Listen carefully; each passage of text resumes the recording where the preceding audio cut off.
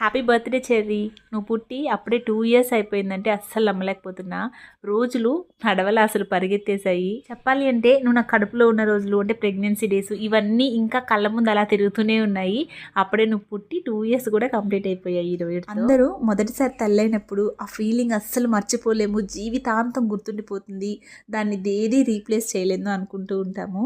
But నా విషయంలో అయితే సెకండ్ టైం మదర్ అయినప్పుడు కూడా సేమ్ నాకు రిషి నా చేతుల్లో తీసుకున్నప్పుడు నేను ఏదైతే ఫీల్ అయ్యానో, నిన్ను నా చేతుల్లోకి డాక్టర్ తెచ్చి ఇచ్చినప్పుడు కూడా అసలు నేను ఎక్స్ప్రెస్ చేయలేను. తలుచుకుంటే ఇప్పుడు కూడా నాకు కళ్ళలో నీళ్ళు వచ్చేస్తున్నాయి.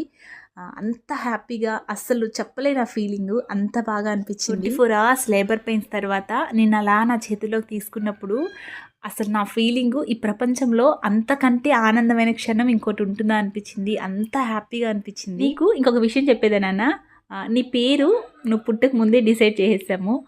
పాప పుడితే ఒక పేరని, బాబు పుడితే చెరిష్మయ్ అని పెట్టాలి అని నాన్న నువ్వు పుట్టక ముందే ఫిక్స్ చేసి పెట్టాడు. నువ్వు పుట్టావా లేదో అలా పెట్టేశాము. ఇంకొక పర్సన్ గురించి కూడా చెప్పాలి, అన్న గురించి. సో నువ్వు లైఫ్ లాంగ్ ఎవరికైనా థ్యాంక్ఫుల్గా ఉండాలి అంటే అది అన్నకి. ఎందుకంటే obviously he is your brother. అంతేకాకుండా నువ్వు నా కడుపులో పడ్డ రోజు నుండి డెలివరీ అయ్యేదాకే కాదు, ఇప్పటిదాకా కూడా నిన్ను ఆడిపించడం, చూసుకోవడం అస్సలు మాటల్లో చెప్పలేను నేను. అస్సలు ప్రతి విషయం వాడు బిహేవ్ చేసేది నాకు సర్ప్రైజింగ్గానే అనిపిస్తుంది. వయసుకి మించి మెచ్యూర్డ్గా బిహేవ్ చేస్తాడు.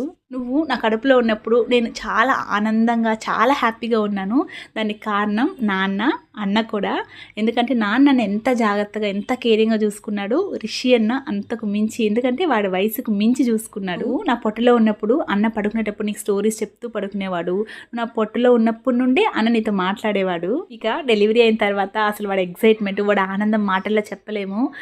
ఎంత ప్రేమగా చూసుకుంటాడంటే అసలు ఫ్యూచర్లో నువ్వు ఈ వీడియోస్ కానీ ఈ ఫొటోస్ కానీ చూస్తే ఖచ్చితంగా నీకైతే అర్థమవుతుంది. ఒక విషయం మాత్రం చాలా బలంగా చెప్తాను, అదేంటంటే రిషి లాంటి అన్న దొరకడం నీ అదృష్టం. అలానే నువ్వు మా జీవితంలోకి రావడం కూడా మేము చేసుకున్న అదృష్టమే.